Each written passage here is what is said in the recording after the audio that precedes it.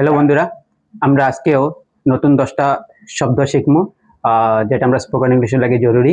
তো আমি বোর্ডের মধ্যে লিখে রাখছি। প্রথম শব্দ হয়েছে গিয়া পুল, PULL, পুল। পুল মানে হয়েছে গিয়ে টানা। তো টানা মানে যখন আমরা কোনো জিনিসটা টানি আর কি, ওই টানা শব্দের অর্থটা ইংলিশ হয়েছে গিয়া পুল, PULL, পুল। নেক্সট শব্দ হচ্ছে কি push, PUSH, push, PUSH, push. Push মানে হচ্ছে কি ঠেলা দেওয়া।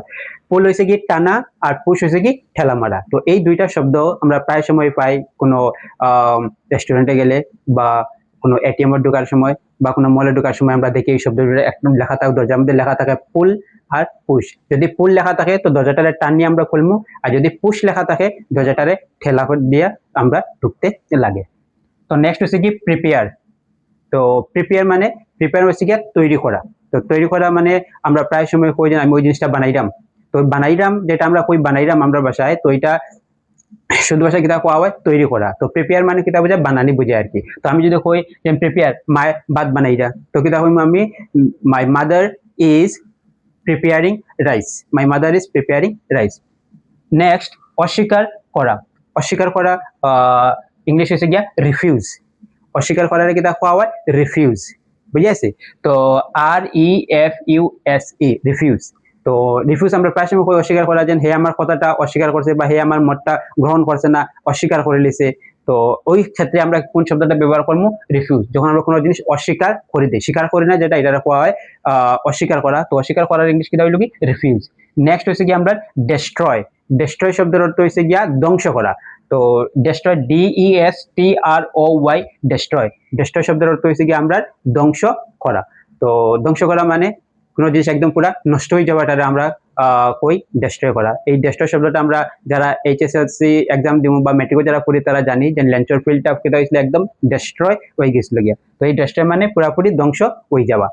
নেক্সট হচ্ছে কি সেল। সেল মানে হচ্ছে গিয়া বিক্রি করা। যখন আমরা কোনো জিনিস বিক্রি করি তখন এই অর্থে, বিক্রি করার অর্থে আমরা কিতা ব্যবহার করবো? সেল শব্দটা ব্যবহার করবো, SELL, সেল।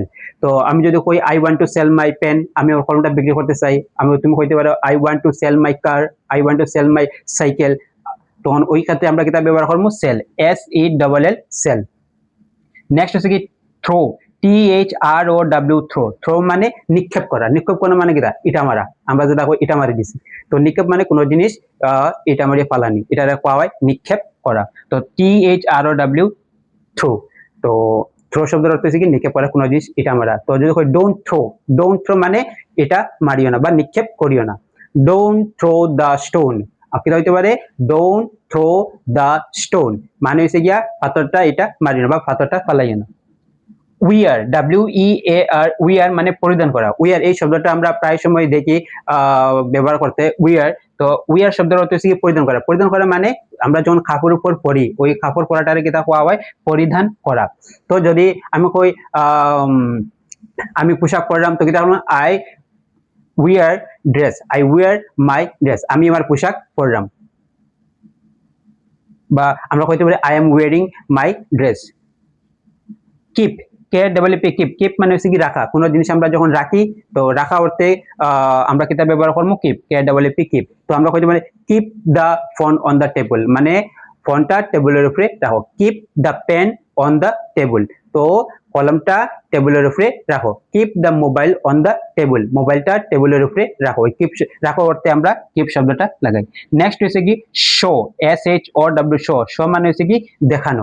তো শো আমরা প্রায় সময় কই যে দেখাও নাটা কিতা কিরকম করছে। তো আমরা প্রায় সময় কই যে আমি ওটা দেখাইতে চাই। তো ওই দেখাইতে চাই এটার ইংলিশ কিতা কইমু আমরা? আই ওয়ান্ট টু শো, আমি এটা দেখাইতে চাই। I want to show my dress, I want to show my pen, I want to show my bike, I want to show my car. তো এইগুলার ক্ষেত্রে দেখানির অর্থে যখন আমরা কোনো জিনিস দেখাই করে, তো দেখানির অর্থে আমরা ব্যবহার করবো শো। তো আমি দেখাইতে চাই, আই ওয়ান্ট টু শো। তো আশা করি এই শব্দগুলা বোঝা গেছে। তো সবাই একটু ট্রাই করবা এই শব্দগুলা দিয়ে, যাতে আমরা ছোট্ট ছোট্ট আমরা সেন্টেন্স বানাইতে পারি। Thank you.